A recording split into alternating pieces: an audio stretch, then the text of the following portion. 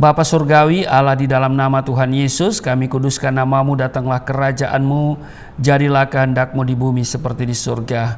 Kami datang di hadapan-Mu, kami mengucap syukur buat kasih dan anugerah Tuhan yang kami terima di hari ini. Kami boleh beribadah kepadamu dan kami hendak membaca dan mendengarkan firman-Mu. Urapi kami, buka hati pikiran kami, firman yang kami baca dan kami dengar tidak untuk kami lupakan, tapi itu termaterai dalam hati kami, menjadi rema dalam hidup kami. Urapi juga hamba-Mu yang tidak ada apa-apanya. Di dalam nama Tuhan Yesus, hamba berjanji tidak merampas kemuliaan-Mu.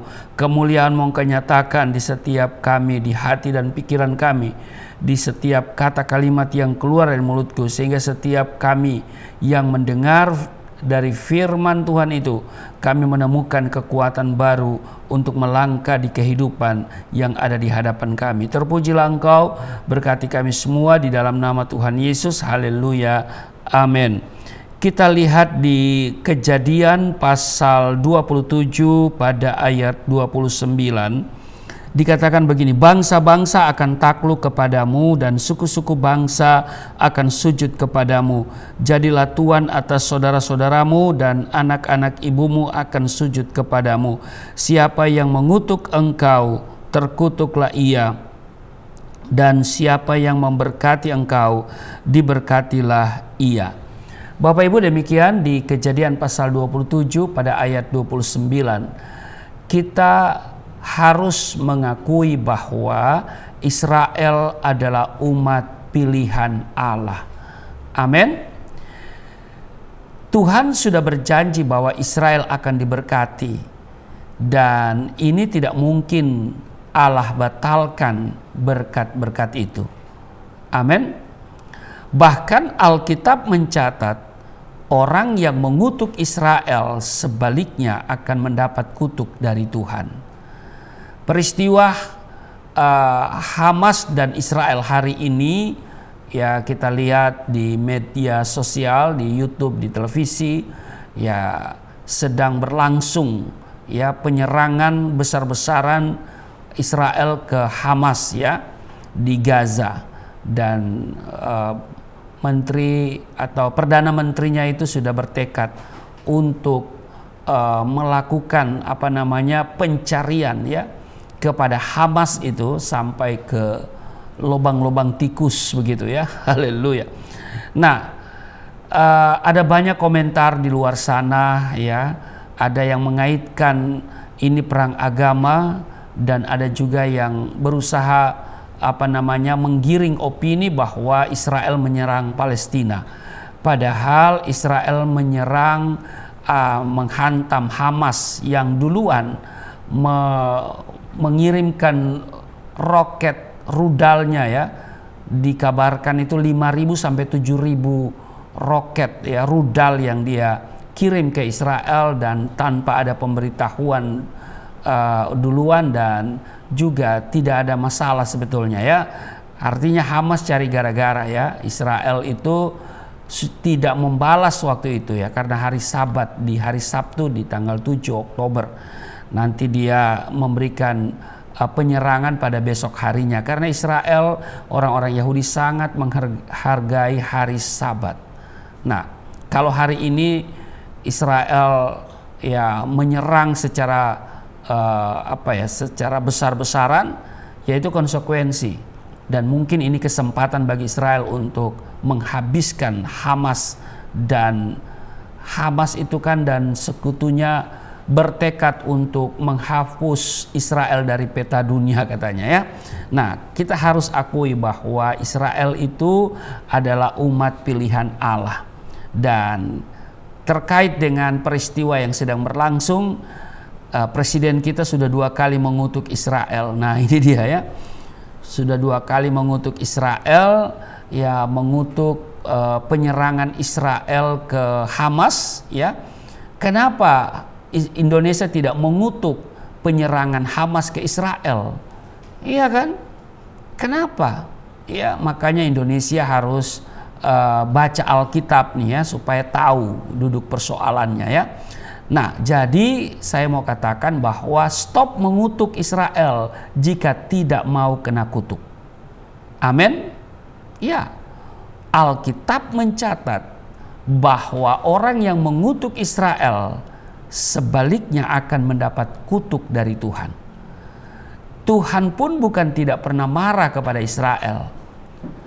Kalau kita lihat peristiwa yang terjadi di Alkitab, ya, Baal Peor adalah peristiwa tragis penyembahan berhala bangsa Israel yang berakibat matinya 24.000 orang karena ditimpa hukuman dari Tuhan. Kisah ini dicatat dalam Alkitab Ibrani, ya, dan Perjanjian Lama, ya, di Alkitab Kristen, terutama di dalam kitab Bilangan pasal 25 ayat 1 sampai dengan ayatnya yang ke-15. Nih, saya akan bacakan untuk saudara. Bilangan pasal 25 pada ayat 1 sampai dengan ayatnya yang ke-15. Sementara Israel tinggal di Sitim, mulailah bangsa itu berzinah dengan perempuan-perempuan Moab. Perempuan ini mengajak bangsa itu ke korban sembelihan bagi Allah mereka. Lalu bangsa itu turut makan dari korban itu dan menyembah Allah orang-orang itu. Ketika Israel berpasangan dengan Baal Peor, bangkitlah murka Tuhan terhadap Israel. Lalu berfirmanlah Tuhan kepada Musa, tangkaplah semua orang yang mengepalai bangsa itu dan gantunglah mereka di hadapan Tuhan di tempat terang, supaya murka Tuhan yang menyala-nyala itu surut daripada Israel. Lalu berkatalah Musa kepada hakim-hakim Israel, baiklah masing-masing kamu membunuh orang-orang yang telah berpasangan dengan Baal Peor. Kebetulan datanglah salah seorang Israel membawa seorang perempuan Midian kepada sanak saudaranya dengan dilihat Musa dan segenap umat Israel yang sedang bertangis-tangisan di depan pintu kemah pertemuan. Ketika itu dilihat oleh Pinehas anak Eleazar, anak Imam Harun, bangunlah ia dari tengah-tengah umat itu dan mengambil sebuah tombak di tangannya, mengejar orang Israel itu sampai ke ruang tengah dan menikam mereka berdua, yakni orang Israel dan perempuan itu pada perutnya. Maka berhentilah tulah itu menimpa orang Israel. Orang yang mati karena tulah itu ada 24.000 orang banyaknya. Ayat 10 di Bilangan pasal 25, Tuhan berfirman kepada Musa, Pinehas anak Eleazar, anak Imam Harun, telah menyurutkan murkaku daripada orang Israel, oleh karena ia begitu giat membela kehormatanku di tengah-tengah mereka, sehingga tidaklah kuhabisi orang Israel dalam cemburuku. Sebab itu katakanlah, sesungguhnya aku berikan kepadanya perjanjian keselamatan yang daripadaku, untuk menjadi perjanjian mengenai keimaman selama-lamanya bagi dia dan bagi keturunannya, karena ia telah begitu giat membela Allahnya dan telah mengadakan pendamaian bagi orang Israel. Nama orang Israel yang mati terbunuh bersama-sama dengan perempuan Midian itu ialah Zimri bin Salu, pemimpin salah satu puak orang Simeon. Dan nama perempuan Midian yang mati terbunuh itu ialah Kosbi binti Zur. Zur itu adalah seorang kepala kaum, yaitu puak di Midian. Nah, demikian yang tercatat di Bilangan pasalnya yang ke-25 pada ayat 1 sampai dengan ayatnya yang ke-15. Nah, Bapak Ibu, ada dua alasan mengapa memberkati Israel adalah baik. Yang pertama, ya, kita lihat yang pertama, itu adalah perintah Tuhan sendiri. Amin. Iya, itu perintah Tuhan. Kita tidak bisa berbuat apa-apa, ya kan? Kita tidak bisa bertanya kepada Tuhan mengapa, ya kan? Lah, ini kan hak prerogatifnya Allah, ya kan? Jadi itu adalah perintah Tuhan sendiri, ya, memberkati Israel. Di Bilangan pasal 23 ayat 20, ketahuilah aku mendapat perintah untuk memberkati, dan apabila dia memberkati, maka aku tidak dapat membalikannya. Ya, jadi Bapak Ibu, bila itu perintah dan kita melanggarnya, bukan hal yang baik yang akan kita terima, tetapi hal yang buruk yang datang. Nah, perintah itu bukan untuk dilanggar, ya toh, tetapi untuk dilakukan, ya kan? Jadi memberkati Israel itu adalah perintah. Nah, kalau kita melanggar, ya, apalagi kita mengutuk, seperti Bapak Presiden kita sudah 2 kali mengutuk, ya, untuk peristiwa yang baru ini. Yang lalu-lalu itu banyak, ya, yang baru terjadi sejak tanggal 7 Oktober itu, ya. Jadi kalau kita melanggar perintah, ya, jadi memberkati Israel itu adalah perintah Tuhan. Nah, kalau kita langgar, ya, apalagi kita mengutuk, maka bukan hal baik yang akan kita terima, tetapi hal yang buruk yang datang dalam kehidupan kita sebagai pribadi maupun sebagai komunitas bangsa. Karena perintah itu bukan untuk dilanggar, tetapi untuk dilakukan. Sebab bila kita memberkati Israel, Alkitab katakan diberkatilah, ya kan? Diberkati engkau, ya, diberkatilah orang yang memberkati engkau, dan terkutuklah orang yang mengutuk engkau. Bilangan 24 ayatnya yang ke-9.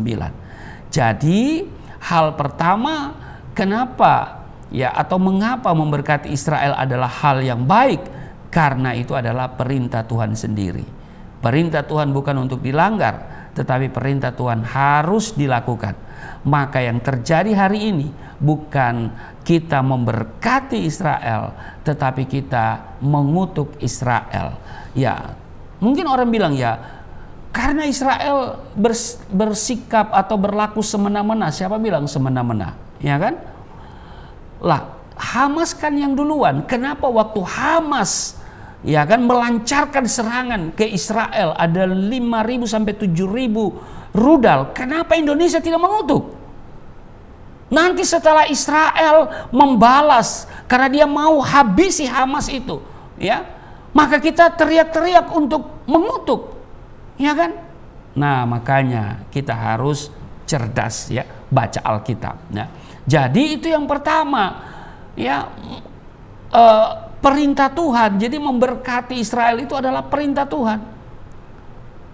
Ya, kecuali Tuhan yang Anda sembah bukan Tuhan Israel, ya kan? Dan memang Allah bangsa-bangsa itu berhala. Allah bangsa-bangsa itu adalah hampa, sesuai dengan apa yang tertulis di 1 Tawarik pasal 16 pada ayat 26, ya, bahwa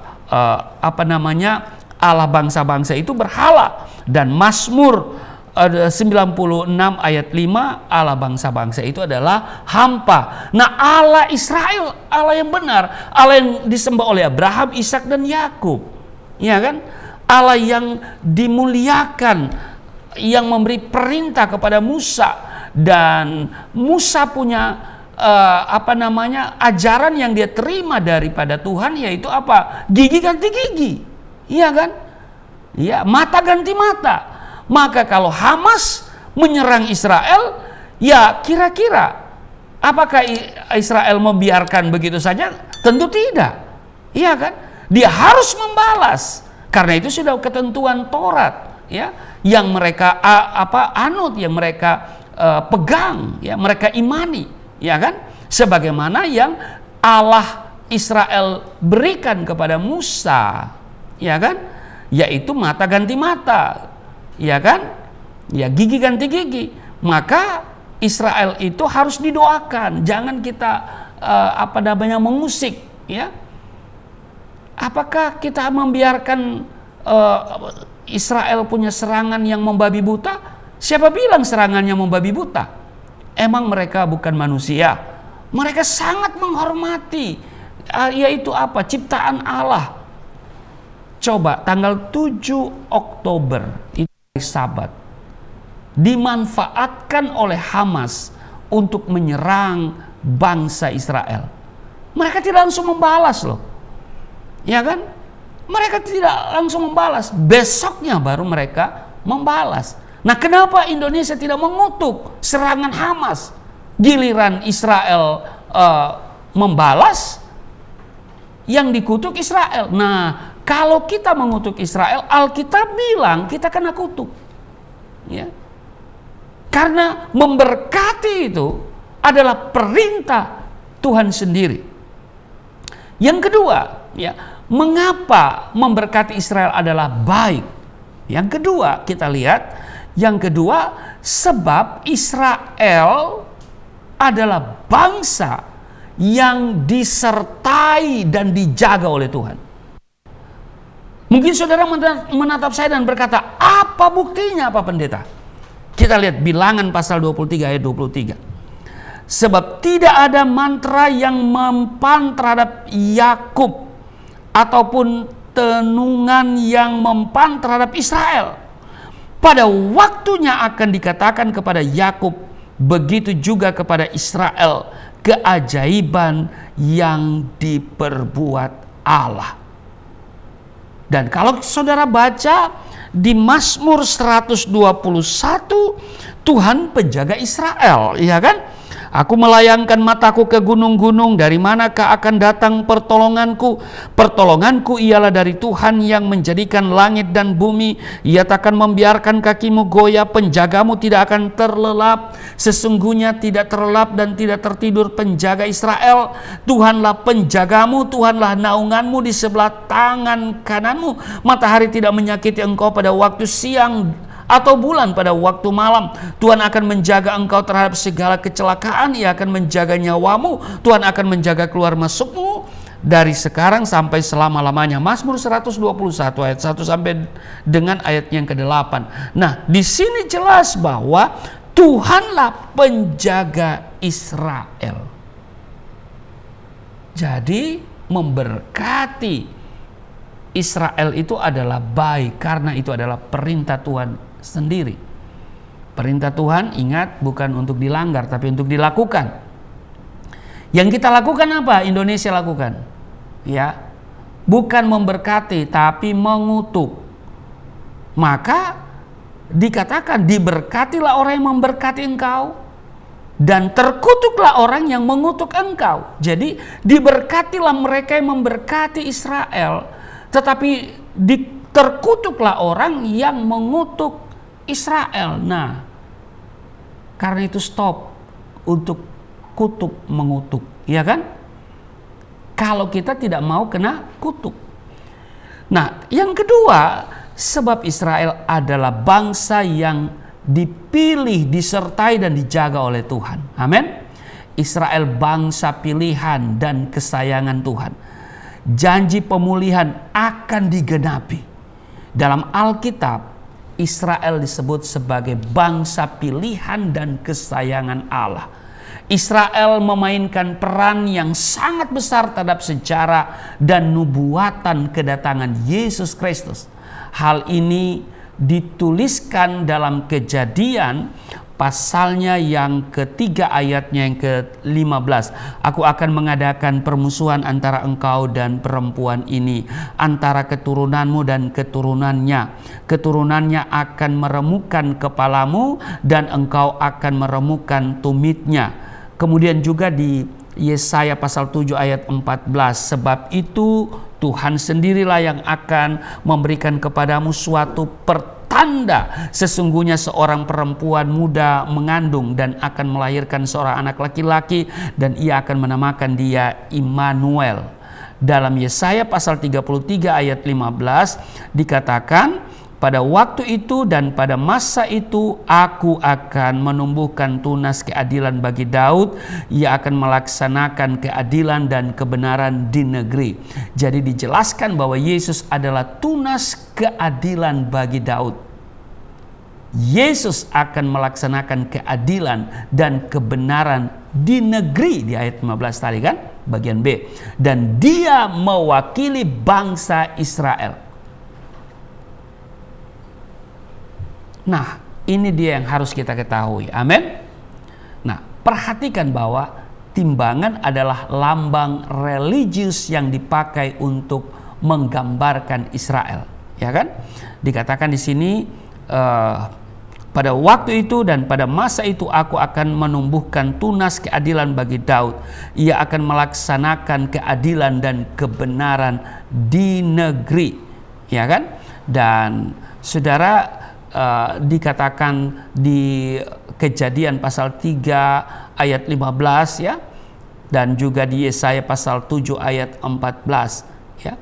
Karena itu kita harus mengerti apa yang sudah disampaikan oleh Allah ini di dalam umat perjanjian lama, baik itu kepada Musa, kepada Yesaya ya, juga kepada Yeremia. Nah, ada juga simbol yang terkait ya, yaitu yang kalau kita lihat di dalam Yesaya ya, coba kita lihat di Yesaya pasal 62 ayat 1 sampai dengan ayatnya yang ketiga. Oleh karena Sion aku tidak dapat berdiam diri, dan oleh karena Yerusalem aku tidak akan tinggal tenang sampai kebenarannya bersinar seperti cahaya dan keselamatannya menyala seperti suluh. Maka bangsa-bangsa akan melihat kebenaranmu dan semua raja akan melihat kemuliaanmu, dan orang akan menyebut engkau dengan nama baru yang akan ditentukan oleh Tuhan sendiri. Engkau akan menjadi mahkota keagungan di tangan Tuhan dan serban kerajaan di tangan Allahmu. Ini luar biasa, ya kan? Nah, kalau kita baca lagi di Mazmur 80 ayat 1 sampai 7, di sana juga dituliskan bagaimana bintang yang terang yang bersinar sebagai bentuk dari kehadiran Allah. Setelah kelahiran Yesus, imam-imam dan orang Farisi malah menolaknya. Saat pertama kali berkunjung ke Israel, Yesus segera memanggil 12 muridnya, orang-orang Yahudi ya, tentu yang pertama yang membangun gereja mula-mula, ya kan? Nah, dalam Zakaria pasal 14 ayat 3 sampai 11, di sana disebutkan bahwa Israel akan dipulihkan dan akan berkuasa bersama-sama dengan Kristus melalui kedatangannya yang kedua kalinya. Setelah kedatangannya, pemerintahan 1000 tahun akan ditegakkan. Yesus sebagai juru selamat akan berdiri di atas Yerusalem, dan seluruh bumi akan menyaksikan peristiwa tersebut melalui tanda-tanda dari matahari, bulan, dan bintang. Nah, sudah bisa baca itu di Zakaria pasal 14 ya. Nah, meskipun tampaknya Allah sudah menetapkan Israel sebagai bangsa pilihannya, tapi bukan berarti dia mengesampingkan bangsa-bangsa dan suku-suku lain di dunia ini, Bapak Ibu ya. Tuhan justru memerintahkan bangsa Israel untuk menghormati orang lain dan negara lain juga ya, untuk tinggal bersama dengan mereka. Tetapi apabila seorang asing telah menetap padamu, ya kan, dan dikatakan mau merayakan Paskah bagimu, maka setiap laki-laki yang bersama-sama dengan dia wajiblah disunat. Barulah ia boleh mendekat untuk merayakannya. Ia akan dianggap sebagai orang asli, tetapi tidak seorang pun yang tidak bersunat boleh memakannya. Ya, ini di Keluaran pasal 12 ayat 48. Nah, ayat ini menunjukkan keadilan Allah atas bangsa-bangsa. Amin. Semua bangsa. Tuhan kemudian melanjutkan, dikatakan satu hukum saja akan berlaku untuk orang asli dan untuk orang asing yang menetap di tengah-tengah kamu.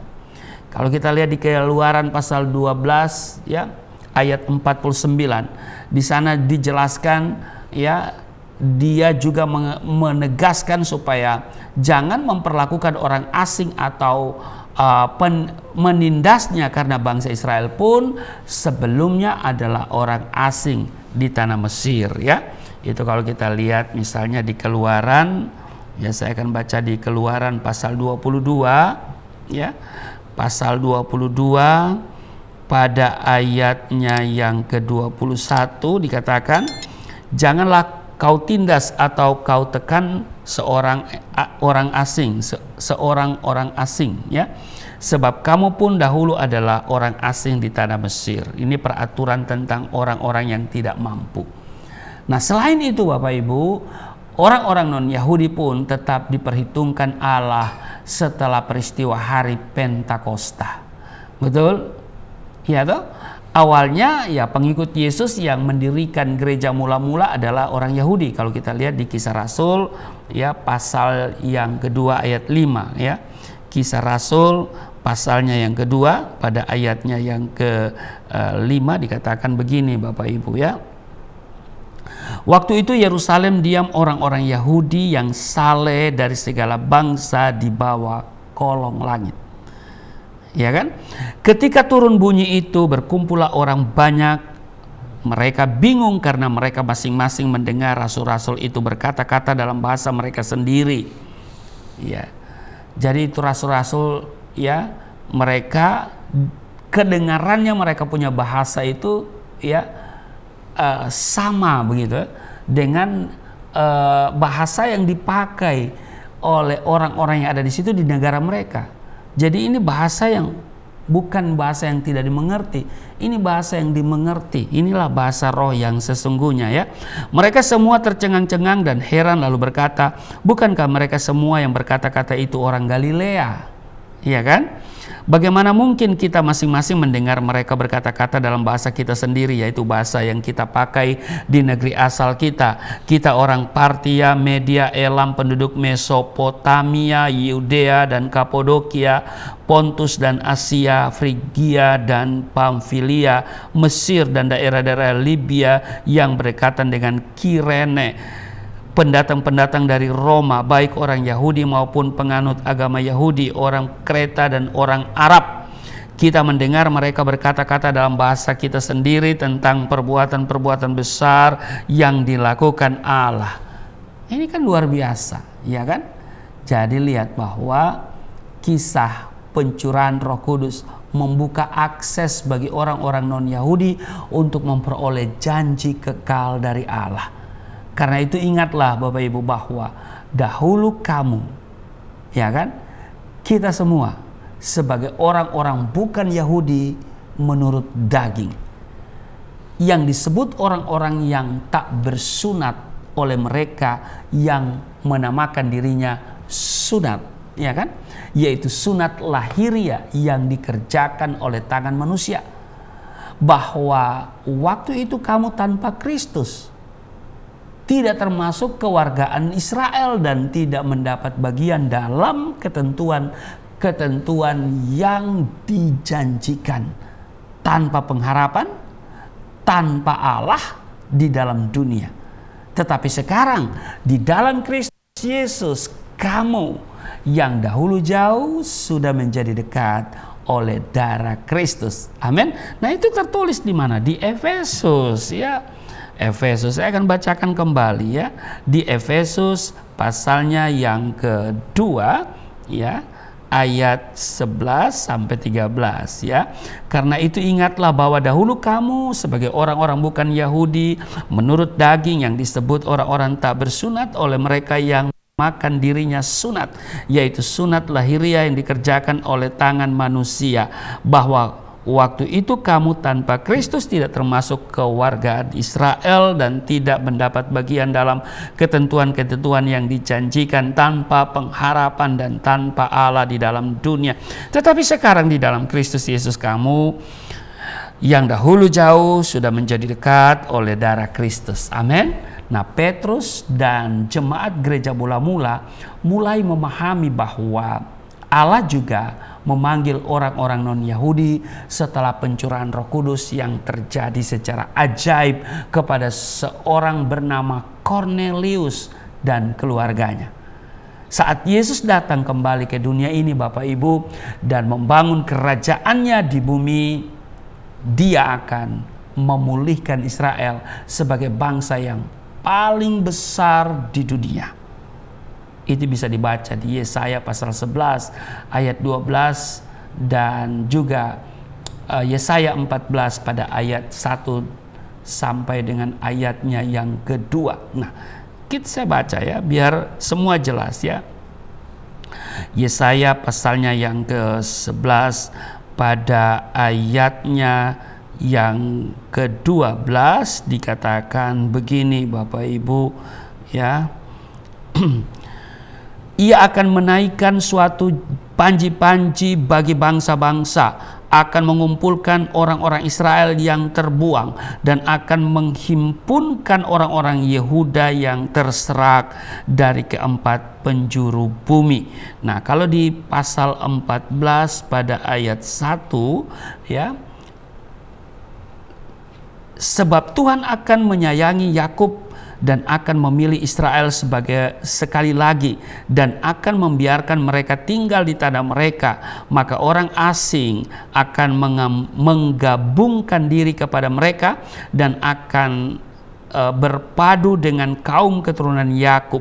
Bangsa-bangsa lain akan mengantar Israel pulang ke tempatnya, lalu kaum Israel akan memiliki bangsa-bangsa itu di tanah Tuhan sebagai hamba-hamba lelaki dan hamba-hamba perempuan.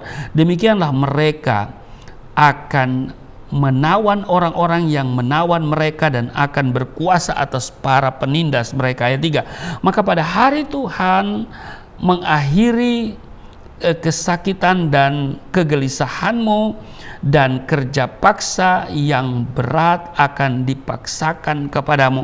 Maka engkau, ayat 4, akan memperdengarkan ejekan ini tentang Raja Babel dan berkata, wah, sudah berakhir si penindas, sudah berakhir orang lalim.